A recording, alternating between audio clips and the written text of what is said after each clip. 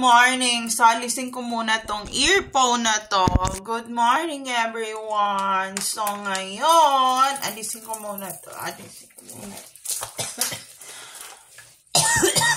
So, ngayon, nagluluto ako. So, ayan, yung aking niluluto. Ayan. Inuubo ako kasi, diba, umuulan-ulan, ganyan. So, sinisipon ako. Ayan, sinisipon ako. So, ngayon, meron akong ibibake ngayon.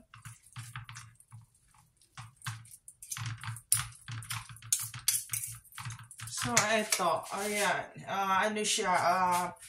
Ubod ng puso ng saging. So, ayan. Imimix ko siya and then ibibake ko using the air fryer. So, ayun. Ayan siya. Using the air fryer. And